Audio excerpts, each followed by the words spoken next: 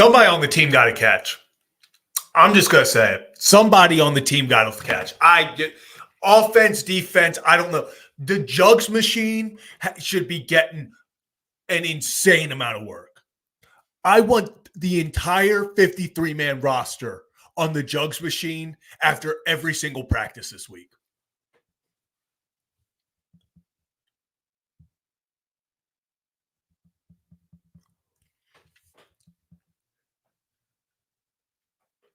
It was one of those games. I'm just going to go out and say it right away. This was the 2023 Steelers game all over again. Drop passes, easy catches that should be caught. You had a million different opportunities.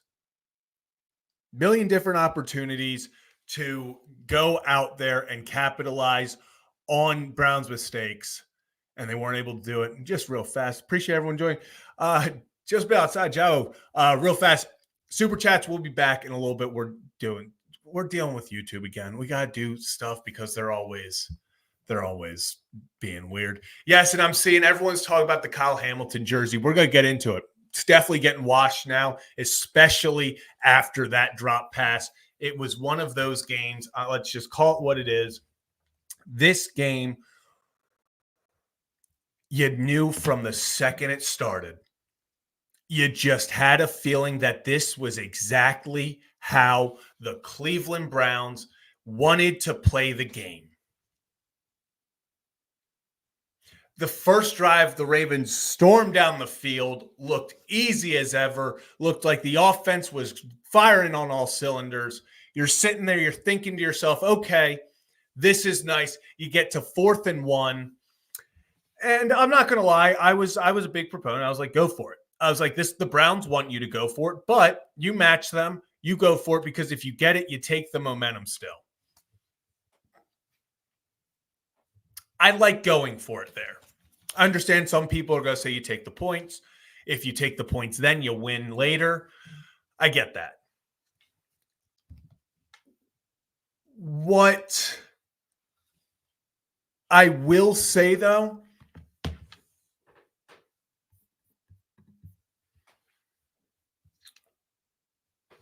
why are we putting Derrick Henry in the Wildcat thinking that 1 yard, like, just part of the illusion is having Lamar and Derrick Henry in the backfield. You don't know who's getting the ball. Is it an option? Is it a keeper? Is it a straight handoff? You don't know. You put Derrick Henry in the I formation. Is it a toss? Is it a power? Is it a dive? Is it a toss that they turn into a dive? We saw them do it a few times today. When Derrick Henry's sitting in shotgun, in the Wildcat by himself, and there is no one, no motion, nothing, and he just grabs the ball and runs, that's an issue. That's an issue. Just updating Kevin Rant real fast. Listen, this is how I feel. Like going for it. I love the aggressiveness. Absolutely love the aggressiveness there. You should go for it. The Ravens felt like they had the better team and that they could afford to go for it. And I'll tell it, they were right. They did have the better team. They should have gone for it, but not in that way. Not in the way where it just everyone in the stadium, everyone in the state, everyone back in Maryland knew exactly what was happening. Derrick Henry was getting the snap and running straight.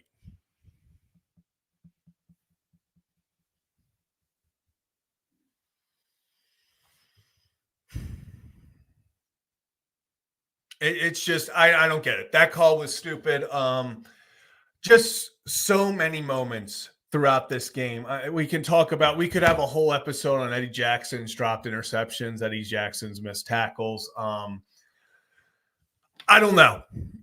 We're also going to talk about Zach Orr. There's questions about whether or not Zach Orr is the guy for the job. I think a lot of things. I think both things can be true. I think Zach Orr has had a very tough time being the defensive coordinator for the Baltimore Ravens. I think his players have let him down in a lot of situations. Both are true. Both can be true. But at the end of the day, it resulted, whether you want to blame Zach or whether you want to blame the players on the field, whether you want to blame the talent, blame the X's and O's, blame the Jimmies and Joes, doesn't matter. At the end of the day, it all contributed to a horrific, pathetic loss. The 1-6 Browns. Now, are we going to sit here and say that we didn't see it coming? I saw it coming a mile away. Talked about it all week. Said I hate this game. I hate this game. I hate everything about it. But the Browns, Jameis Winston, as soon as they said Jameis Winston was starting this week, I just had a feeling. You just had a feeling.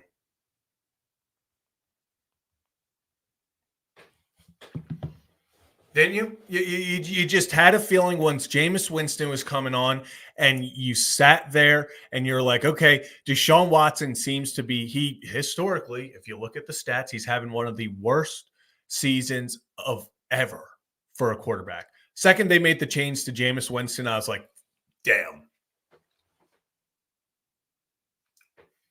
It's like, damn. Suddenly the Browns got something cooking. I was half joking, but half serious. Deshaun Watson getting injured saved the Browns season. If he would have gotten injured week 3, the Browns would be a playoff team. And yeah, 3 AFC losses now. 3 AFC losses. You're now 1-1 in the division.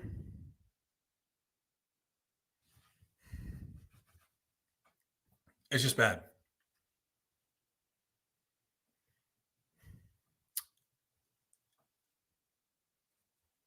Just a bad game. I mean, it unfortunately for Kyle Hamilton, the epitome of this game, the thing that every single person is going to talk about is that dropped interception at the end. Because let's just say it. Kyle Hamilton, who is your best player on defense, who is one of your top, I'll say, 3 players on the team. Only people I'd put ahead of him right now are Lamar Jackson and maybe Derrick Henry, but no one else. And you could argue that Hamilton, because he's doing it by himself on defense, is probably more valuable. Ball's in his hands. Yes, he got the strip sack. Kyle Hamilton got the strip sack. He's the reason that the Ravens went out there and kind of grabbed momentum before the half. That was all Kyle Hamilton. But at the end of the day, everyone's going to remember the ball being in Kyle's hands. I thought we won. Like, I legitimately, like, Kyle, I didn't realize he dropped it. Like, it felt like he took like 5 steps with it. Just an all-around bad game for the Baltimore Ravens. Bad game. Let's go quickly, I guess. Let's go to the offense. Kevin's going to join us in a few minutes, so we'll start with the offense. Lamar Jackson ends up 23 for 38, 289 yards, 2 touchdowns, no interceptions, with a 101.8 quarterback rate, or passer rating. Derrick Henry, only 11 carries for 73 yards, 1 touchdown. Lamar added 46 yards on 8 carries. Justice Hill had 5 yards on 2 carries. Zay Flowers, 7 receptions for 115 yards. He looked good again. Isaiah Likely, 4 receptions, 47 yards. Aguilar, 3 receptions, 36 yards. Obviously had the big drop. Overall, the offense did not play horribly. Had over 400 yards. Over 400 yards of offense. They scored 24 points.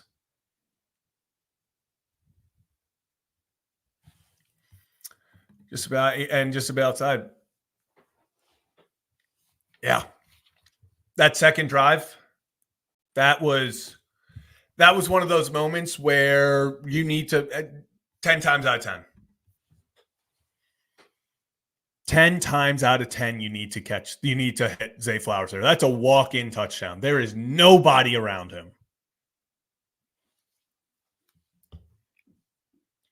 There is not a soul around Zay Flowers, and he got missed. Lamar Jackson's playing an MVP caliber season. There were moments today that he did not look like it at all. I'll get Kevin's opinion on it. I wanted to pull my hair out with the amount of times Lamar Jackson was throwing across his body into the middle of the field into coverage. The number one rule for quarterbacks is you do not throw across your body. Don't throw across your body. Don't throw across your body to the middle of the field. And Lamar got away with it. Lamar simply got away with it. There were probably 2 or 3 balls that should have been intercepted that Lamar threw today. And he was lucky they weren't. Not the best game from your quarterback, but at the end of the day, with 4:55 left, he went 94 yards. Or no, he went 70 yards with 4:55 left. That was an MVP type drive. Unfortunately, just the clock runs out at the end. I'm not saying that any of this is even close to Lamar's fault. I mean, I would prefer him not throw across the middle of the field, but at the end of the day, he got the ball to a lot of guys, and the ball was just dropped. And it was 91 yards. Yeah, okay, I was right. It was 91, and then the final drive was started at the 30. Yeah, literally all the drop ball by, I believe, was that Isaiah Likely. I think that was Isaiah Likely. Drop ball put Justin Tucker back to a 50-yard instead of 40-yard attempt. And that was the difference. It was a legitimate – the ball barely missed. If he's kicking, it was a 50-yard. If he's kicking from 46, it's in. That was Bateman. So that was Bateman. Bateman, talk about a guy who had a rough go of it with a few plays. And actually, I will give it to him. He went on Twitter and immediately talked about the drop. He immediately said that, hey, sun was in his eyes, couldn't see a thing, but that's not an excuse. Yeah, he said that's not an excuse. He's got to make that play, and I agree. He does have to make that play. That's a game-changing when he dropped that deep ball from Lamar that hit him in the chest, hands, neck, face mask, whatever you want to consider it. He was right. Sun's in his eyes, but that's not an excuse.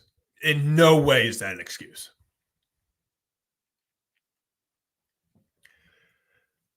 Offense, like I said, you have over 400 yards. You ran for over 100 yards. You threw for 289.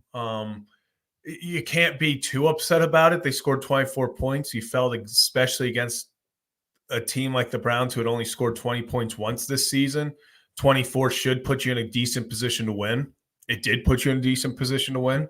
But then you think about not taking points on the first drive. You think about that missed Justin Tucker. Both of those hit. It's probably a tie game.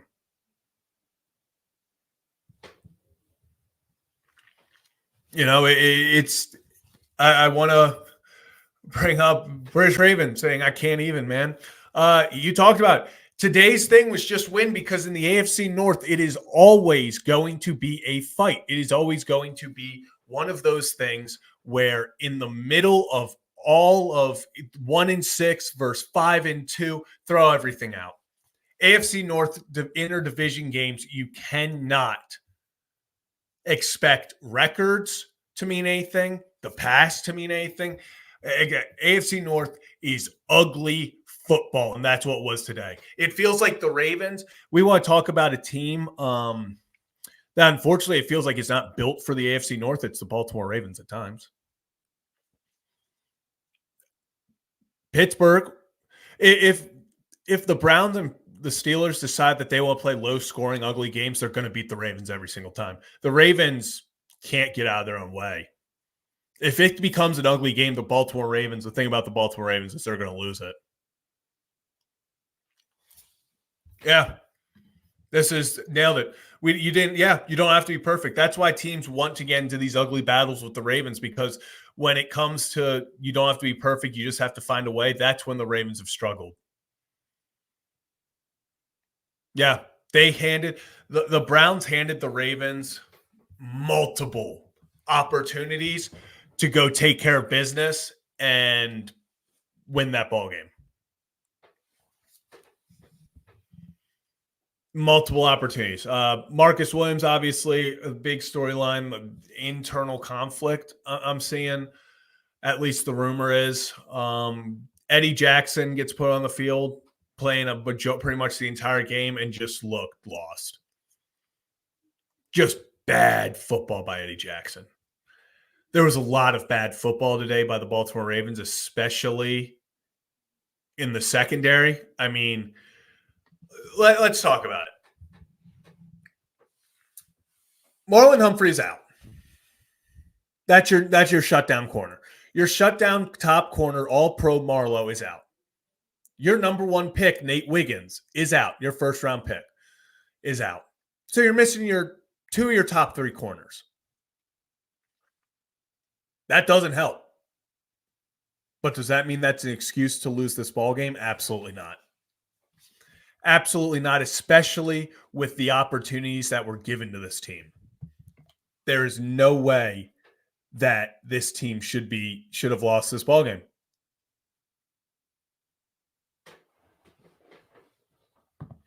Absolutely no reason this team should have lost this ball game. We talk about the first drive. Eddie Jackson gets the dropped interception. Game ends on a dropped interception. It was the theme of the game was just the Baltimore Ravens versus the Baltimore Ravens. Bill Belichick has said it. We've talked about it plenty of times on this show. When the Ravens are playing at their best, no team can beat them.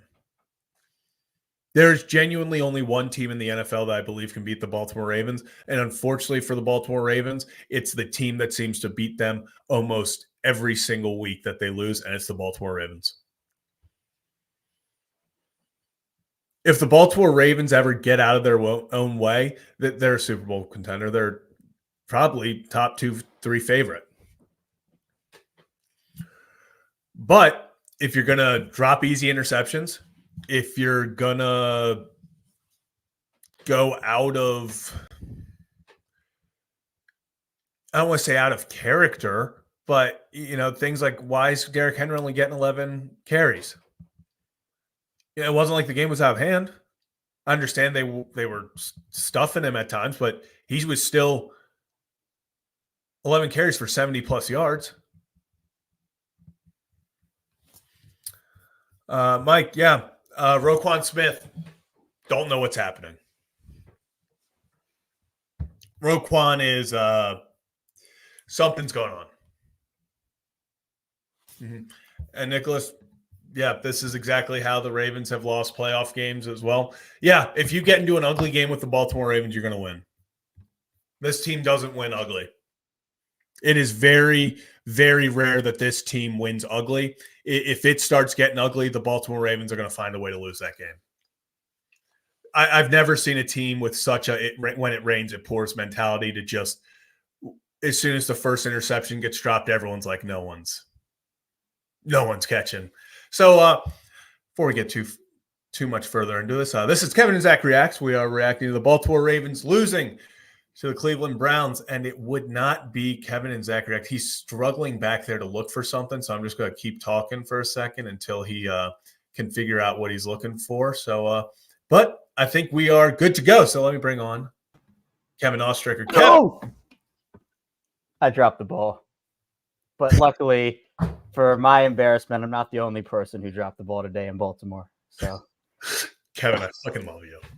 Yeah, I got very spicy and hot on Locked On Ravens. In like hey man, this is like we were going crazy on Locked On Ravens. So spicy reaction over there. Obviously, it's been a couple hours, still pretty, God damn man, what the hell? But I've learned in the couple of hours to all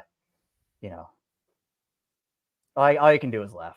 Yeah. Especially after that. Like that was just Kevin, it's one of those things where all week, I was talking to Molly. Every time I brought up this game, it was trap game.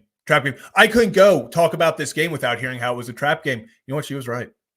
Everyone who called it a trap game, it It was the definition of a trap game. You get the backup quarterback in, who everyone knows is somehow better than the starter.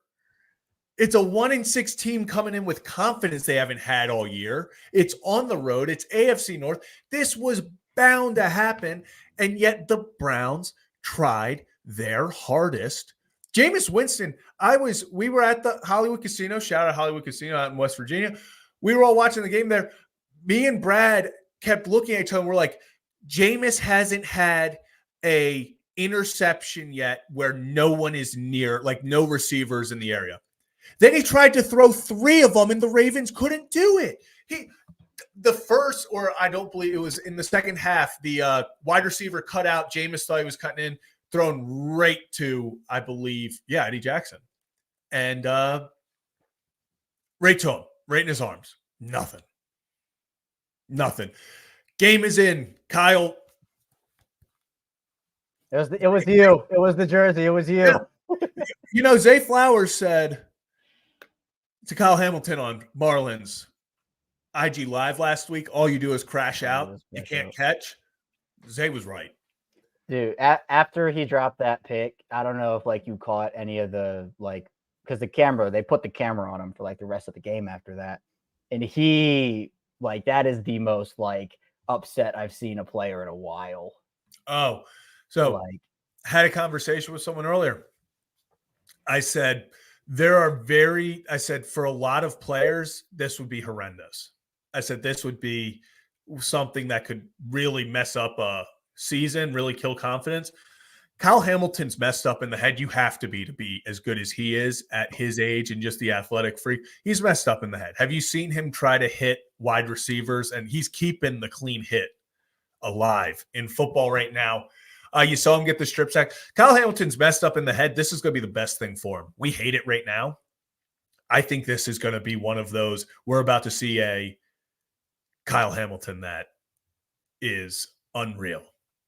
Well, I would hope so. I mean, the last time something similar to this happened, obviously this was worse, in my opinion, but was the Miami game in week 2, his rookie season, where he was involved in a lot of that defensive. Obviously, that was the Mike McDonald worst game, but Kyle Hamilton was involved on a lot of those plays. Yeah. And then the next week he has the game-saving fumble on Nelson Aguilar. So, I mean, that's the thing that's disappointing for me. And I've been saying it all week, talking to you guys and on Locked On Ravens and everywhere. This next month, starting today, is going to tell me a lot about this defense in particular.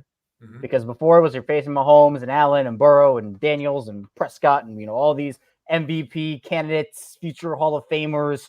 This is Jameis Winston. And look, Jameis Winston is an NFL quarterback, but it's Jameis Winston. That throw to Kyle Hamilton, everybody is so caught up in the fact that Kyle Hamilton, was literally right in his arms and he dropped it, which rightfully so. That was one of the worst passes I've ever seen. It was to Hamilton. He threw it to the Ravens. And so when we talk about Jameis, trade deadline coming up in just over a week now. Mm-hmm. I was very on the train of hey, go get a pass rusher, and I still am. But I was kind of there's no way they're going to make a secondary move because you can go freezing cold takes me on the episode I did a couple days ago. I said, the Ravens are going to ride it out with Marcus Williams. Yeah, that doesn't seem to be happening anymore. So you have that. You have Eddie Jackson having, I think, one of the worst games I've ever seen in this franchise's history. Not even people say that as an exaggeration for a lot. I'm not exaggerating. I'm not exaggerating. That's horrific. It was awful. It was terrible. You have to wonder, there are these potential options available. You have to do something. And here's what I don't want. So look, the Ravens don't have to make a trade just to do it. If the Ravens make a trade, make it mean something. All right, don't go out there and just make some random trade because, this week was terrible. Let's go make it a trade that means something. You have 11 draft picks upcoming. 4 comp picks and 7 of the other ones. I think they're getting a 7th from the Chuck Clark deal, if I'm not mistaken, and then a couple others here and there. Actually, I believe it's a 6th for the Chuck Clark deal. Oh, was it a 6th? No.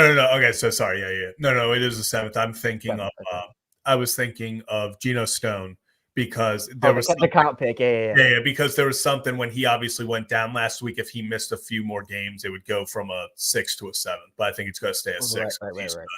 Yeah. So again, you have 11 draft picks. The thing that I've seen on social media, obviously we can play the blame game for a lot of different people, a lot of different things. Really bad coordinator game.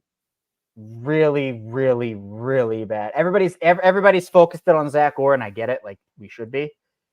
Todd Monken had a really bad game. Yeah. Really bad game. I don't know if you put that play call sheet somewhere else, Todd. Yeah. It brings me back to the Greg Roman days where, he would do like that boot. Remember that QB boot on third down Greg Roman used to do like every 4 games? And every time it happened, it would not work. And I would say, throw that into the abyss and watch it burn as it goes down. You're getting too cute. Have you talked about the fourth down play yet? Oh, that was the first thing, but yeah, let's talk about it again. So yeah, as I was saying, I was like, the whole point of 4th and 1, when you have Lamar and Derrick Henry in the backfield, one, let's just say it's in the shotgun. Is it a handoff? Is it a Lamar keeper? Is it the option? A lot of different things there. If it's in the gun or in the I formation, is it a quarterback sneak? Is it a run up, a halfback dive, a toss that we've been seeing? So many things. When you just line up Derrick Henry standing there, hike, run, everyone in the world knew where that ball was being ran. Yep, exactly. I mean, the thing about having Lamar Jackson is he's Lamar Jackson. And the thing about being Lamar Jackson is you are Lamar Jackson. And what that means is since you are Lamar Jackson, there is a certain level of attention that gets paid on you, even when you're not doing anything, even when you're not involved in the play. But guess what? Defenses don't know that. Yeah. So we have seen this literally on film where 2 guys will go with Lamar, even though Derrick Henry so obviously has the ball, because you just never know. Yeah. And so when you take away that element of your offense, when you take away that element of your play call and that deceptive ability, and again, it goes against the Ravens go against what gets them places. Yeah. They go against it. We've seen play action work, and all of a sudden they're not using first play of the game, Zach. First play of the game. It was a kind of an RPO. He boots out to the left side, I think. One side, but he runs. He went to the right because he hit Cole. The right. Okay, yeah, the right. So he boots out to the right. And there's a guy that is so worried about the threat of Lamar on the run. And then you see him. He panics and pedals back, and it's a completion. Like, that's the stuff that works. The Ravens should be the most deadly team in the league on 4th and short, 3rd and short situations. And you put a tight end under center on one of those plays. You put Derrick Henry in the shotgun on one of those plays. What was it? Like 1st and goal or 2nd and goal, you do like a tight end shovel to Isaiah Likely, and Likely made something out of a whole heck of a lot of nothing on that. I think me and you tweeted at the exact same time, why the hell are they getting cute? Yeah, it was and it wasn't just like one play that was cute. The entire playbook. That was the tone that was set, and they kept going back to that well, even though I don't think it worked once the entire game. No, it was all these weird end arounds. It was just nothing seemed to work. So even if, and I see in the chat, people are saying take the points. I would have personally, that was my gut reaction. But even if you're not taking the points, make it a competitive play call. That wasn't a competitive play call. It's like those old QB sneaks that the Ravens used to do under Greg Roman on 4th and 1 and 4th and inches that would just drive me crazy because he would go back to go forwards, and it would just never, he would try to go over Bozeman or go over Zeitler, and it would never work because he's going back half a yard to go forward, and it's the same thing. Momentum. When you do that, the defense just collapses in this particular circumstance. The only other thing you had to worry about with that Derrick Henry wild card was the jump pass. But if I'm a defense, I'm selling out. I don't care about a jump pass. If you beat us with a trick play, fine. I'm selling out on 4th and 1 to stop Derrick Henry. So, and this is why it's tough because, again, Zach, my tier list of losses, I know we've gone over this before. NFC losses, who cares in the grand scheme of things, playoff-wise, although Lamar never loses the NFC, so it doesn't really matter. But divisional losses are the worst type you can have because we talked about how big that Cincinnati win was when it happened because it's a divisional win and that would have implications. Well, now you have a chance to go up 2-0 in your division, be 6-2, and we'll see what Pittsburgh does tomorrow. But Kansas City, Justin says it right here, boom, boom, Birdland, about to be 7-0. Yep. So, you're 4 games actually back because they have the tiebreaker. Not that home field. I mean, I feel like most Ravens fans now don't want home field after what we've seen over the last couple of playoff runs with it. But regardless, it's like the Ravens have 3 AFC losses. Mm-hmm. That's tough. Not acceptable. That's tough. And I get, no team's going to win 17 games, or at least, it's very unlikely, I'll say, no team will win 17 games. But when's the last time an opponent beat the Ravens? I would say it was Cleveland last year. That's what I literally just talked about. I said, it seems every single time the Ravens lose, you look at yourself and go, wow, the Ravens beat the Ravens. Yeah, there you go. And real fast, so I know you got to go in a few minutes, but Lamar Jackson, I said he had his moments, that towards the end, he definitely Supermaned it. I was pulling my hair out at the amount of times that man threw a contested ball across his body into the middle of the field. I mean, I was like, dude, like it almost usually he does it and it's to a wide open receiver. Those I'm like, okay. But there were he was just tossing it up to Likely and Andrews, and there would be 2 guys draped on him. And I was like, this is not the time to just be not taking care of the football. Yeah. And again, he's still a very low mistake player. There were definitely a couple of those plays that Cleveland should have had an interception on. It was not Lamar's. Realistically, they should have had 2 or 3. Yeah, 2 or 3. It was realistically not his best day. He was, again, you mentioned it, towards the end of the game, he did everything he could, but he missed a couple of big, deep shots, missed that one to Isaiah Likely, but then we also have to play the other side of that coin. Flowers. Yeah, the Flowers. Well, although that Zay play was weird because he double moved and slowed up. It's so, again, Lamar overthrew him technically, but I have to watch that back on film because I don't know I don't know the whole situation there, but yes, that Zay play, the Isaiah Likely play, but then obviously the 3 drops from his receivers, Bateman having 2 of them, including just the average Ravens wide receiver moment in the sun. What do you expect? And it's so tough because he had such a good 3 weeks and it all just kind of got thrown away. His 1 negative week this week for a lot of people is outweighing his 3 positive weeks for what we've seen. But I mean, it's those are plays that win and lose you games. And usually, Zach, we taught, and especially, we want to bring the Orioles into it for a second. We would go on this show and every single day be like, okay, here's the play where the Orioles lost the game. Here's the sequence where the Orioles lost the game. In this instance, there are 15 plays that you can point to that lost them the game. And if you just convert on 1 or 2 of them, you win probably by 7 or 10 points. And on top of it all, Cleveland gave this game to Baltimore on a silver platter, and they still decided to lose it when they decided to be ultra aggressive, and Kyle Hamilton has the strip sack. So shout out to Kyle for that play, although not so much for the end of the game. But just horrible coaching on Cleveland's part. The Ravens capitalized on that mistake. And because Cleveland had an opportunity there to, at the very least, just go in a halftime up and then get the ball back. And then Baltimore goes in a halftime up. But man, it's just mistake after mistake, offense. I was planning out my whole post-game show for Locked On Ravens, and I was like, oh, this is going to be I'm just going to make it all about the defensive drops. No way it's going to be. And then the Ravens receivers started dropping passes, and I'm like, oh, it's everything. I mean, Tucker misses the field goal. They had special teams penalties left and right. This was hey, when is the team loses the team, they lost to the team today, for sure.